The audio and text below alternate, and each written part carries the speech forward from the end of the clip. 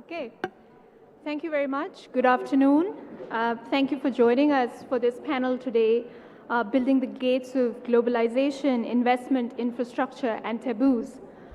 Something we've heard throughout the conference, Raisina, so far is the importance of infrastructure, how competition over infrastructure is heating up. We've heard of connectivity, global gateway, how it is important to talk about standards and supply chains. But an important question that we all seem to forget when we talk about these topics is the world we live in and the pandemic. How is the pandemic going to impact this competition? At the same time, we are seeing a lot of states moving towards self-reliance. So you can talk about diversifying global supply chains and self-reliance at the same time. They are contrary. How do we deal with the impact of the pandemic that is going to leave on our economies, on our ability to exert influence outside, and indeed on the ability to compete strategically? And how do we deliver on the goals of climate-focused, sustainable connectivity? These are some very important questions, but we have an excellent panel with us to address these today. Really important institutions doing vital work of infrastructure building in the Indo-Pacific, and I'm very glad that we have such an esteemed set of panelists.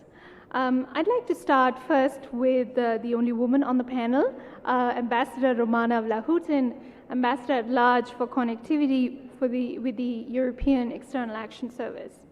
Romana, the EU is facing multiple challenges, not just of post-pandemic recovery, but also the economic, political, and military fallout of the war in Ukraine. Can you talk us through how this will impact the EU's ability and political will to deliver on the big project, the Global Gateway? Thanks a lot, and it's great to be part of this panel and discuss this, I believe, extremely important issue.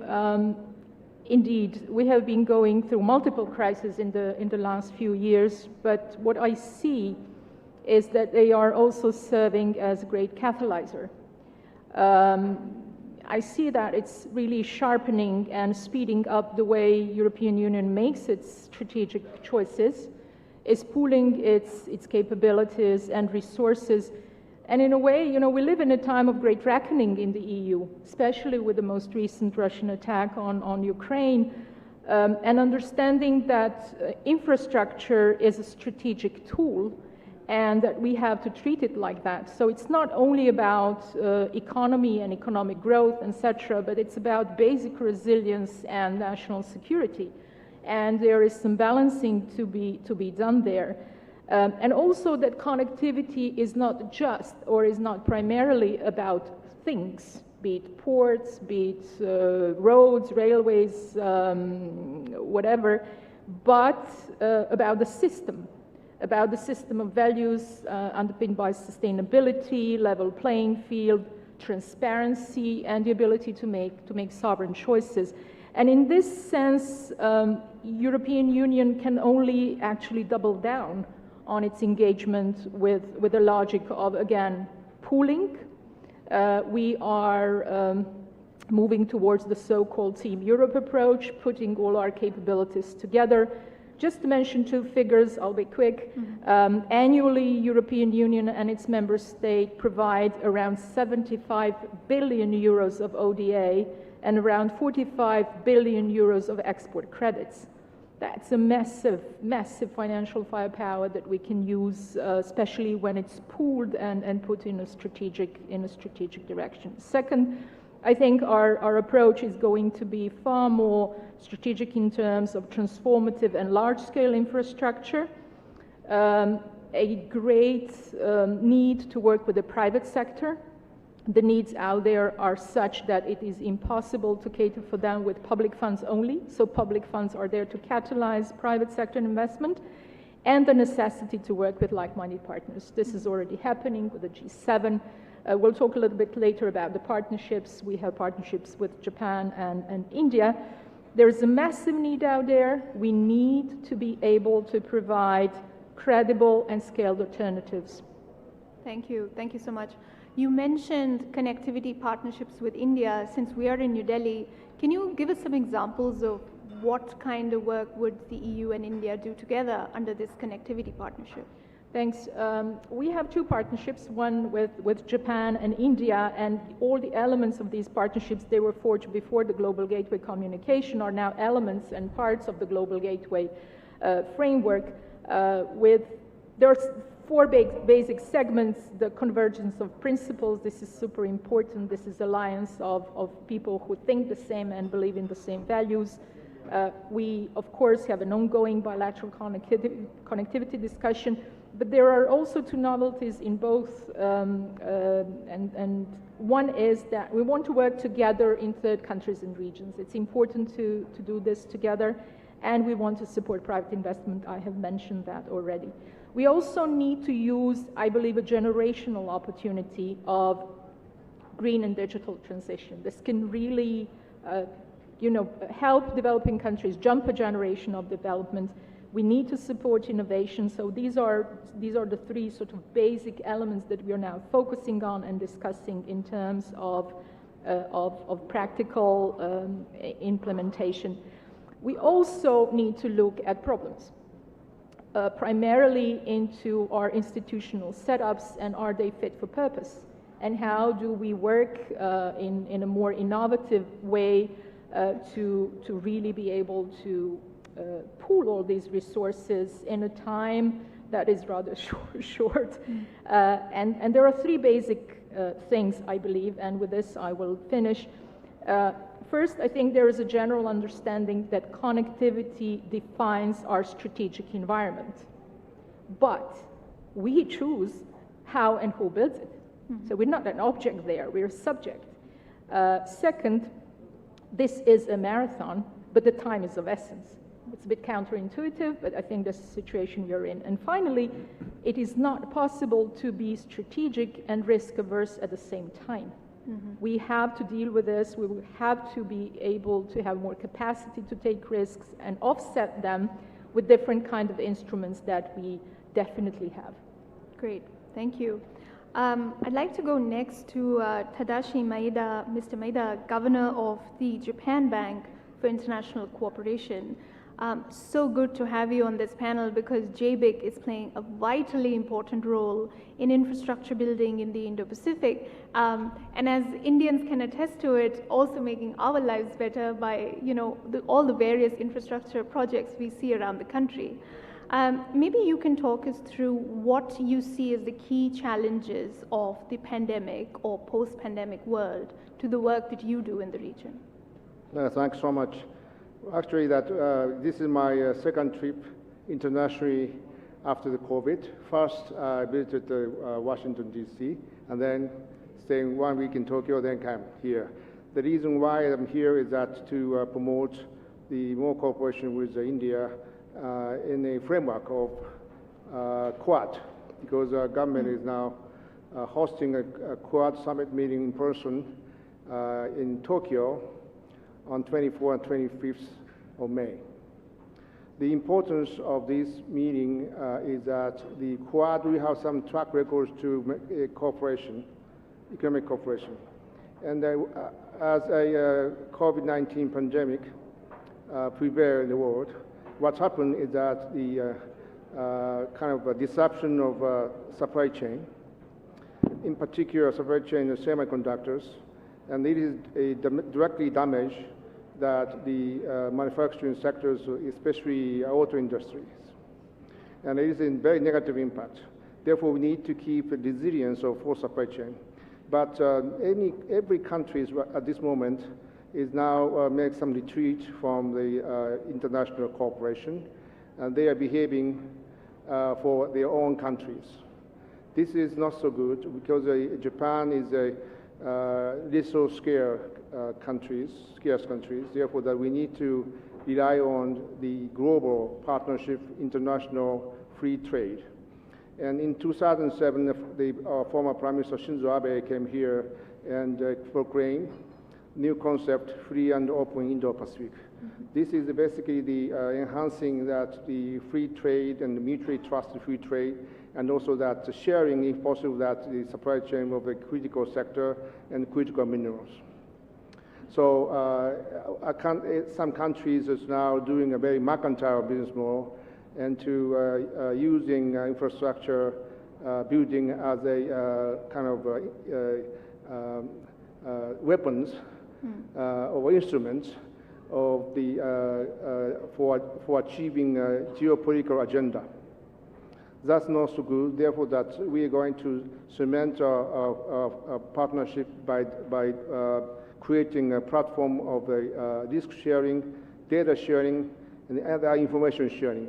Jointly dispatch the mission to the countries, and also we have been working closely together with the multinational like IFC and ADB and so on. That's already made some result, consequences.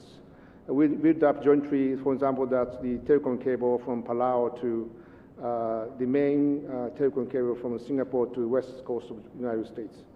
And also that we are going to share our interest in the context of the global climate change.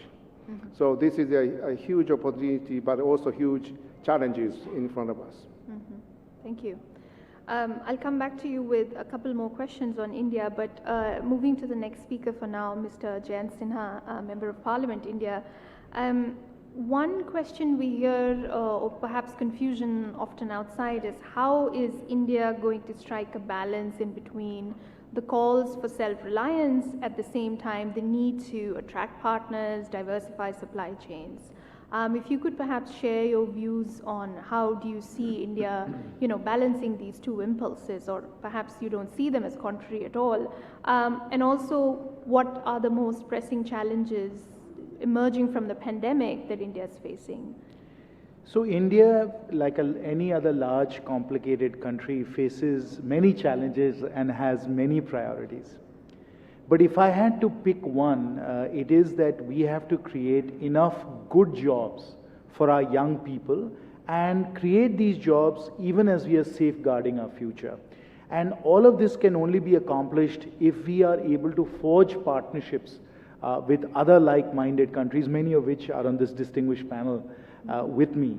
And to that end, we have been pursuing what I think is a sophisticated and very balanced geopolitical set of partnerships as well. Of course, my colleague from Japan has talked about the Quad, which is very important, but we've struck a number of very important free trade agreements recently, one with Australia, with the UAE. So we are bringing together a set of very vibrant partnerships that will enable us to continue what is for us our most important priority, which is job creation and growth of the economy. Now, even as we proceed on economic growth, we have to recognize that India is facing a unique challenge, which has not been solved in human history before. And that unique challenge is that we have to not only develop our economy, create jobs for our young people, we have to simultaneously decarbonize.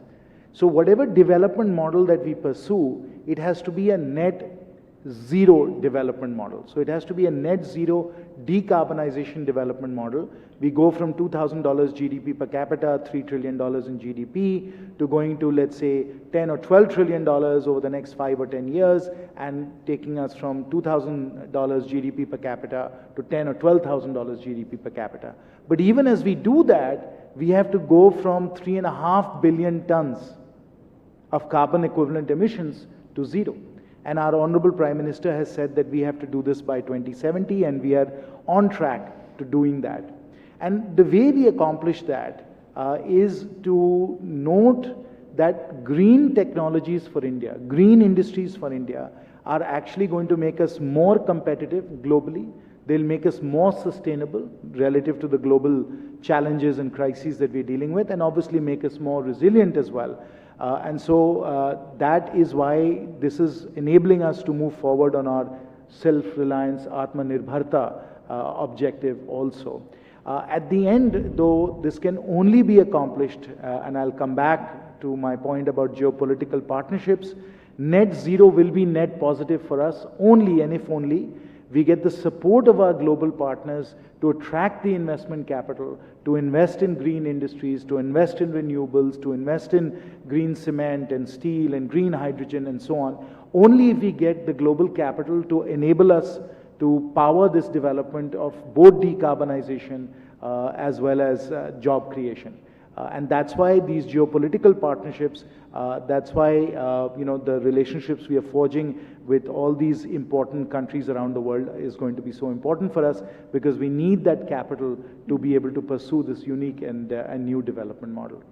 Indeed, and I think our European colleagues here would be very happy to hear you say that, and because it's a key thrust of the EU's approach as well, and playing into the EU-India partnership. Let's shift to another global powerhouse economy. We have Minister Geoffrey Onyeama, Minister of Foreign Affairs, Nigeria. So I would like to ask you, we are seeing a lot of partnerships and investments in countries in Africa with China and the Belt and Road Initiative, with India and Indian companies, with Japan, with also the EU. How do you see this strategic competition over infrastructure playing out, and what are your priorities from these partnerships? Thank you very much, and it's a great pleasure to be here with you today. I think the important point, or at least the word that you used there, the competition amongst these potential partners. And, this reminds me of the last time that global powers agreed and came together. So we actually like the competition. We want these partners to be competing, because as I said, the last time the global powers came together in respect of Africa was in 1885, and they divided up the continent amongst themselves, different countries, France, Germany, Belgium, Portugal, Spain, and so forth. So the competition is good for us, and the partnerships that we have with the countries that you mentioned. There's a Belt and Road initiative, of course, of the of the Chinese, and we have very important cooperation with them on the African continent, not just Nigeria, but also all the other African countries, focusing on infrastructure, which actually, contributes enormously to development. Then, with India, we have an India-Africa partnership as well, and which is fairly comprehensive and not just on focusing on infrastructure, and which we're developing enormously, and also with the EU and and other countries. So for us, this is very good. We're able to, choose our partners, and but identifying also our priorities in working with those partners. And you ask, which are the priorities for us?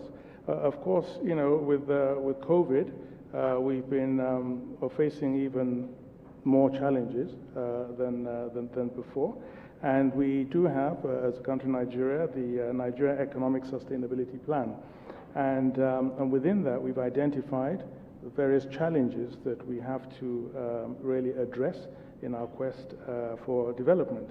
And we've seen businesses collapsing during the COVID, especially SMEs and so forth.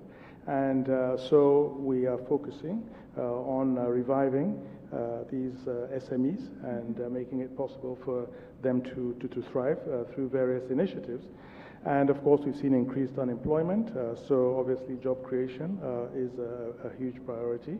A slowdown in infrastructure and project development, so more investments in infrastructure. Slowdown in manufacturing also, so investing in local production and so forth. And increased poverty as well, that requires more job production. Food insecurity, more food insecurity, and of course the situation in with Ukraine at the moment is exacerbating that situation. So a real priority is agricultural support and development of the agricultural sector, to boost greater security, food security, and and also the poverty that has resulted from that whole COVID period and the challenges presented there. A lot of an increase in homelessness and poverty.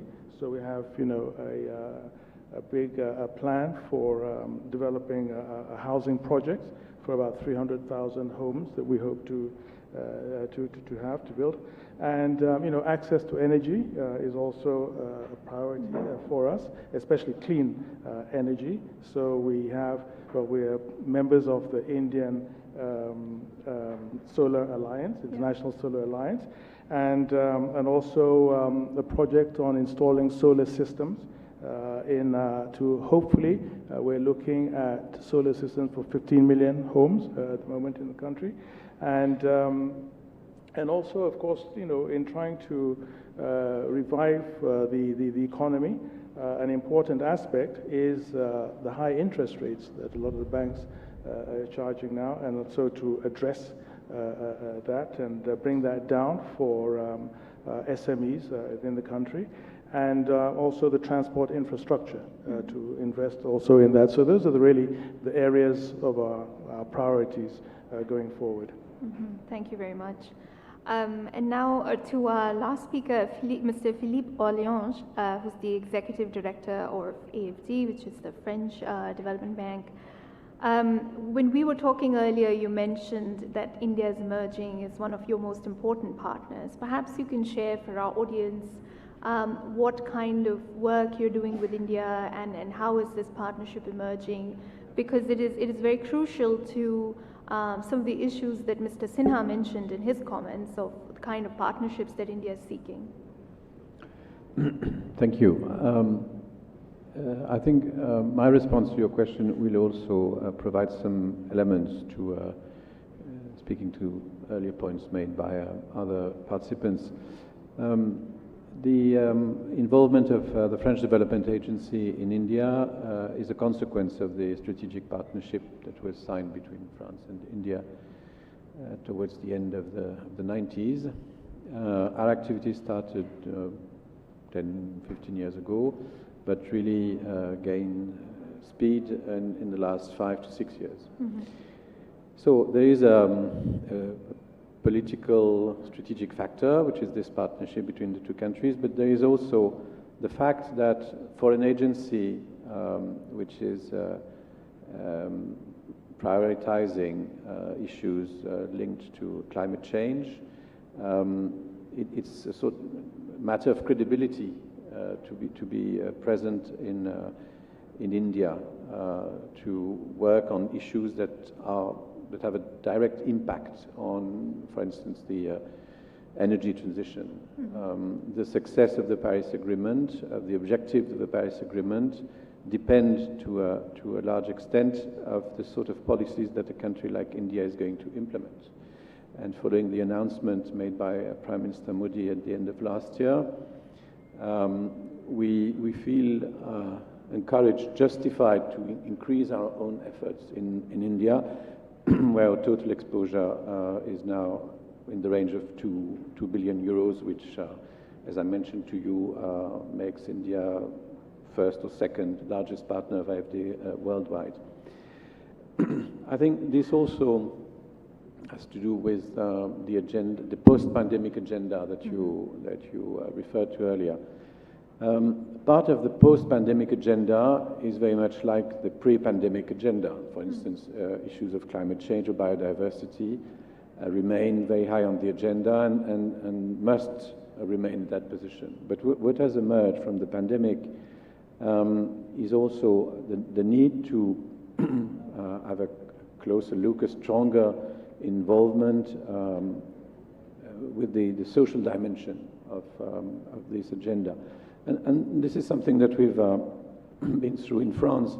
Everybody has heard about the yellow jacket crisis, and the yellow jacket crisis shows that there is no ecological transition without a social transition. And this is also part of the global agenda post-pandemic.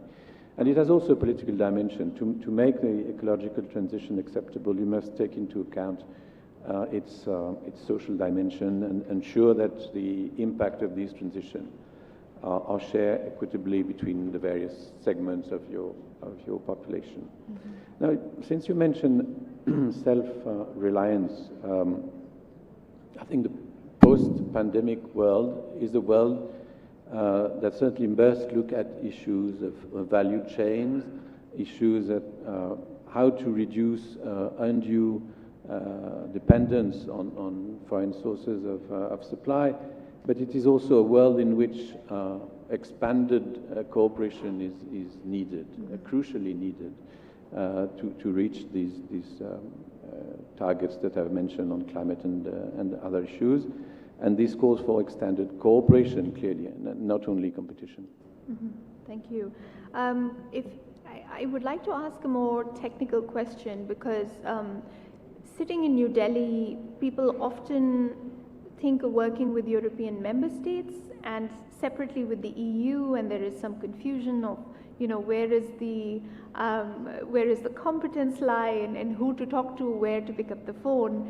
Now that the EU has a global gateway initiative that works on these issues, infrastructure, connectivity, how will the member states work with the European Union? How are resources going to be divided, pooled? I think what the Global Gateway is trying to achieve is to provide a common strategic framework for the sort of cooperation that we're then implementing alongside the EU and with other partners, European or non-European partners in certain cases. What needs to be worked out perhaps more clearly now that we have the Global Gateway strategy is the link between the strategy itself and how we're going to transform our operation on the ground. And one of the things we need is to not to restrict ourselves to a project-by-project approach, but to work more towards an actor-based approach. And I'll give you an example. We are a public development bank. We believe that closer association of national public development banks, for instance, in India, you've got SIDBI, you've got SBI, and others, is one of the ways to leverage larger volumes of investment needed to achieve the goal of your ecological energy transition, for instance. And this needs to be worked out because it goes beyond what has been the traditional way of conducting business by development institution, which is very much project-by-project based. But this has already, what we're doing has already an impact on the life of Indian citizens through the project that we finance in a number of Indian states, metro that we've been involved in Karnataka, operations in Maharashtra and many other Himalayan states as well. So it's not only talks in audiences, it's also actual investment that changes the daily life of the Indian citizens. Great, excellent. At this point, I'd like to ask if our audience has questions, please do come forward to one of the two mics. But I'll keep asking a second round of questions to our panelists, but if you have a question, please do come forward. I'd like to go back to Mr. Maida. I would like to ask you if you can provide us some examples of detail of work that is being considered. Now, the Quad has a working group on infrastructure that they've created. Perhaps the group is too new, but perhaps you can share with us what kind of projects would the Quad be looking at? How would they be operationalized?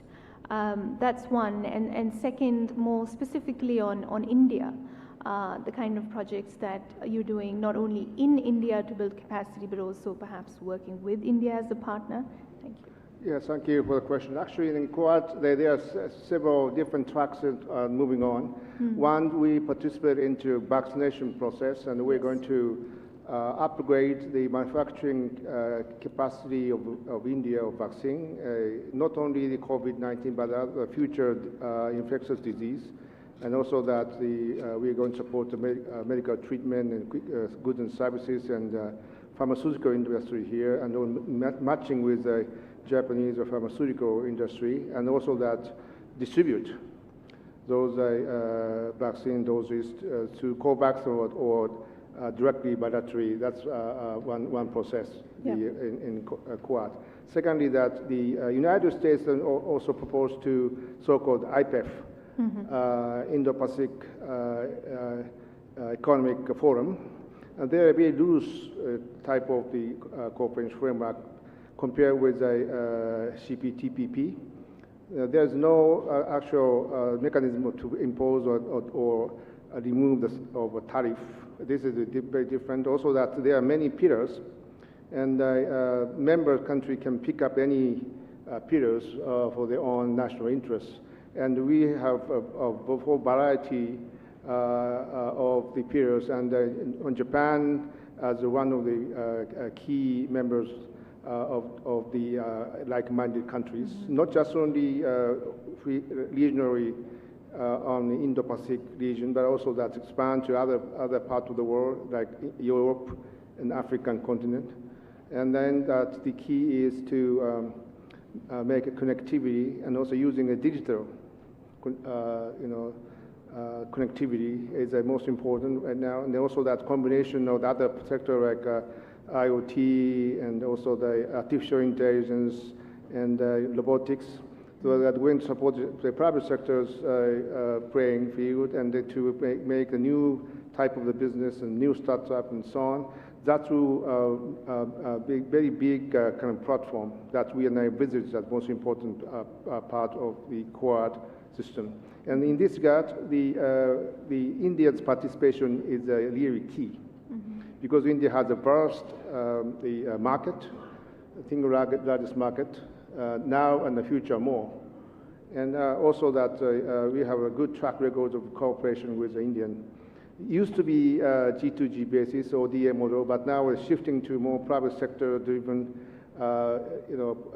private sector promotion. That's now that real actor must be private sector. We are now going to be a catalyst to mobilize the private sector, private capital to that real place. And also that people say that there's very less bankable project. But my answer is no. We have to make the project bankable. That's my law. So that because we need to be engaged really early stage of the project and to make the project bankable. Yeah, thank you very much. I see we have some questions from the floor. Let's start over there. Please introduce yourself and your question then. Hello, my name is Susanna Patton. I'm from the Lowy Institute in Sydney. My question is also to the Governor of JBIC. I would like to ask whether you envisage a role for the Quad countries in delivering physical infrastructure in countries in the Indo-Pacific. And I ask this because previous efforts to have trilateral cooperation between Australia, Japan and the US don't seem to have led to concrete results. So how do you think, is it realistic to expect the 4 Quad countries to actually deliver physical infrastructure in terms of road, rail, port, etc. in, for example, Southeast Asia or the Pacific? Great question. Yeah, thank you. It's good questions. That in terms of the marketplace, we don't have any single priority. Obviously, that the country like in the Southeast Asia, ASEAN nations, our neighbor, and also from the Japanese business perspective, they're the most closest market, and therefore that we need to build up certain connectivity, in particular in the Greater Mekong area, for instance, and also maritime country like Indonesia, or those are the most key region from Japanese perspective. However, this is very much the loose and the open door style of mechanism. Therefore, that we can invite any other like-minded countries, including European Unions, member states of European Unions, so that they have their own national interests. We can accommodate those national interests. That's a new type of the partnership of the Quad. The Quad is not the closing door types of the partnership. This is my understanding of the Quad. And also the United States can see the same thing. So that is not so much kind of a mechanism like TPP type style. This is a more broad and also open door style of the partnership. Thank you. Two questions here. Let's start with the woman in the front. My name is Shrabana Barua. I'm an assistant professor in the University of Delhi. My first question is to Mr. Tadashi. Japan seems to be working on infrastructure in the region, but at the same time, it doesn't seem to be competing as such with China, because if it wanted to, it could. For instance, the case of high-speed railway, China is investing in Laos in high-speed railway, for instance, 50% of the GDP. But Japan doesn't seem to be doing so. My question to you is, it is interested in investing in India in high-speed railway and other things. What is the motivation for Japan to do so? Why does it seek to invest in some and not in others, though it is part of Quad and wants to compete with China or balance it in some cases? That is my question. And my second question is to Mr. Sinha. Since you talk about bringing the youth into, talking about connectivity and net zero development, to be honest, I think in most of the Tier 2 cities, the youth doesn't even know much about international relations, foreign policy, connectivity. My question to you then is, can we have an institutionalized system where we can bring the youth to get education on policy making in that sense, and then of course them contributing at a bigger level later, and this is coming from smaller cities, for instance, in the Northeast. So what is your vision for that? Thank you. Mr. Mayor. Okay, well, first question on, by the way, the high-speed railway, for example, that I have many experience in doing financing to high-speed railway project in the other part of the world. First from the United Kingdom, two high-speed railway system in UK. And second, we try to do in the state of Texas, United States. And then from Kuala Lumpur to Singapore. But only the UK one gets through very successfully, because it's not so easy project actually. It's how to mitigate the ridership risk and the burden sharing between the government and private sector. That's a very complicated and mechanism we need to require. And a Chinese proposal in Laos, and Chinese one is my view is that they don't care that the bankability. Therefore, that they bring some labor and to the civil works and construction works, and then bring loading stock and others, regardless of the ridership risks. But this is not sustainable. Therefore, that it's a debt sustainability is very important, so that we have other kind of leadership, so-called Blue Dot network, and it's a mechanism of the verifying the sustainable infrastructure. Mm-hmm. Therefore, that if it makes the indebtedness or liabilities of the recipient countries, with now like what happened in Sri Lanka, for example, mm-hmm. That's very dangerous and not good for the people in the recipient countries. Therefore, that we are not we compete in the same manner with China, no different. We are now bring a more sustainable business model. So that, therefore, we sometimes advise the countries, like in other countries in the Mekong area, that such a full spec of high-speed railway is not necessarily needed in your country, and less expensive and more simple. The track more suitable, and then I try to deploy this kind of the project in particular in Thailand. Mm-hmm. That's what I'm doing right now. Thank you. So, Madam, answering your question, which was how do we get the young people of India involved in net zero development or green development? I think the answer is it's our responsibility. You're an educator at Delhi University, so you're with young people all the time. I'm a directly elected member of parliament. I represent almost 3 million people.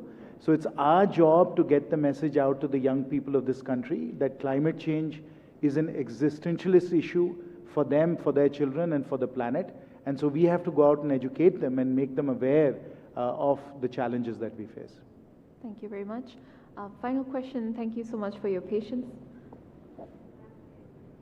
Good afternoon, and thanks for a great panel. My name is Sarah Teach. I'm an international human rights lawyer based in Canada, and my question is for the panel as a whole. As some of you may know, there is, I would say, overwhelming evidence of Uyghur forced labor tainting the supply chains of many dozens of multinational corporations. As we're talking about securing, reimagining supply chains, how do we ensure, even down to the sub-supplier level, that our supply chains are not tainted by Uyghur forced labor? Thank you. Great question. I would go down the panel, starting with you, Philippe, and about the Uyghur, she said the supply chains, how do we make sure that they don't have forced labor and other issues in them? But if you would also want to add a bit of your closing remarks for your panel, since we are towards the end. Okay, I think this has also to do with the response that the governor of JB made about infrastructure. And it shows the importance of following a set of rules, of international agreed rules, which is the case for a number of institutions that when they process a request for financing, must ensure that implementation will be based on a number of rules aligned with the highest available standards. And in the case of forced labor, that means adherence of the partner country to a number of ILO conventions. On the concluding remarks, France is an Indo-Pacific country. The Indo-Pacific agenda is not only an agenda for international cooperation, it is also, in a way, a sort of national agenda. And that probably explains why Indo-Pacific countries and territory represent today 1/3 of the total exposure of AfD worldwide. But I think it is very important that this issue can be raised in a gathering like this one, precisely because what we need to strengthen in this Indo-Pacific agenda are the politics of sustainability. It's not only about security, it's not only about defense, it is also about collective response to shared challenges. Mm-hmm. Thank you. Ambassador Vlahouden, this question, and also perhaps you want to say something on the competition with China question that was raised earlier? Sure, but before anything, this is my third panel today discussing connectivity, and I have one more to go. And it's really interesting, and I learned something at each one. And today I have learned a term. We were talking about green hydrogen, and we were talking with industry, and they mentioned the word forever infrastructure. And I really have, I've been on the file for 3 years now, and I have this urge that everything we do really needs to catch up with the times that we live in a way. I think that, we live in the 21st century, and it's very dynamic, to say the least.